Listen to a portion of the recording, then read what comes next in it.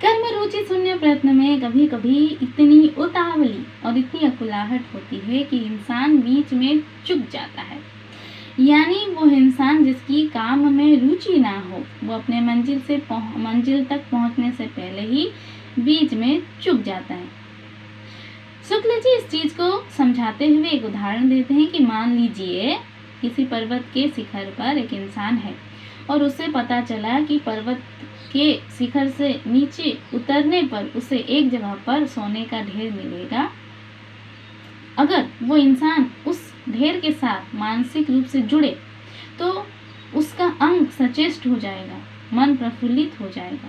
अगर उसके उस ढेर को पाने में उसकी रुचि हो तो जब वो एक एक सीढ़ी उतरता जाएगा उसे बहुत आनंद महसूस होगा, उसे बहुत खुशी महसूस होगी। एक एक सीढ़ी उतरने पर जो आनंद मिलेगा वो किसके साथ समान होगा? वो सोने के ढेर मिलने के साथ समान होगा। जैसे पिछली बार बोली थी ना कि सफर खूबसूरत है मंजिल से भी, तो ये उस इंसान के साथ होगा जिसको कर्म में रुचि हो।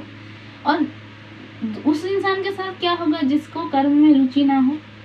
कि अगर उसको कर्म में रुचि ना हो तो वो बस इच्छा मात्र करके ही रह जाएगा कि हाँ सोने का ढेर काश मुझे मिल जाए। और क्योंकि उसके अंदर वो सिर्फ इच्छा मात्र होके रह गया, फिर जब वो सीढ़ियाँ उतरेगा ना तो उसे एक एक सीढ़ी उतरना भी अच्छा मालूम नहीं होगा। लेकिन जहाँ पर उस इंसान के पास अगर हम देखें जिसको कर्म में रुचि है तो उसे बहुत आनंद आएगा, लेकिन जिसे रुचि नहीं है उसे बहुत बुरा लगेगा। वो बीच में हार कर बैठ जाए या अगर लड़खड़ा जाए तो इसमें कोई आश्चर्य की बात नहीं है। आगे शुक्ल जी कहते हैं कि फल की विशेष आसक्ति से कर्म के लाघव की वासना उत्पन्न होती है। यानी जहाँ पर आप काम से ध्यान आपका हट जाता है और फल के साथ आपका ध्यान जुड़ जाता है और आप फल से आसक्त हो जाते हैं तो काम में आपकी रुचि नहीं रहती। आप ये सोचने लगते हैं कि बहुत कम और बहुत सरल काम करना पड़े और बहुत सारा फल मिल जाए। इस बात को समझाने के क्रम में शुक्ल जी श्री कृष्ण का उदाहरण देते हैं कि श्री कृष्ण ने कर्म के मार्ग में फल की आसक्ति को हटाने की बहुत कोशिश करते हुए बहुत सारे उपदेश दिए, पर इतना समझाने पर भी भारतवासी फल के ही पीछे पड़े रहे और कर्म से दूर रहे। वो कहते हैं कि भारतवासी फल के इतने पीछे पड़े कि गर्मियों के दिनों में भी ब्राह्मण को एक पेठा देकर पुत्र की आशा करने लगे।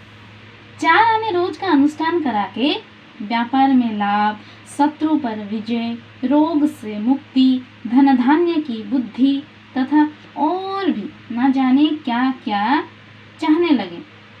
जैसे कि 20 रुपये की लक्ष्मी की मूर्ति खरीदी जाए और बदले में 20 करोड़ की मांग किया जाए।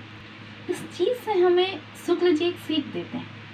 वो कहते हैं कि जो चीज़ हमारे पास है हमें उस पर ध्यान देना चाहिए और उससे आसक्त होना चाहिए। जैसे कि हमारे पास हमारा कर्म है, इसलिए हमें कर्म से आसक्त होना चाहिए, कर्मासक्त होना चाहिए।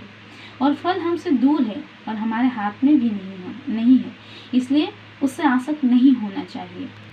शुक्ल जी कहते हैं जिस आनंद से कर्म की उत्तेजना होती है, यानी वो आनंद जिससे हमें काम करने की ज़्यादा से ज़्यादा प्रेरणा मिले और जो आनंद कर्म करते समय हमारे साथ बराबर अंत तक चला चलता है, उसी काम का नाम उत्साह है।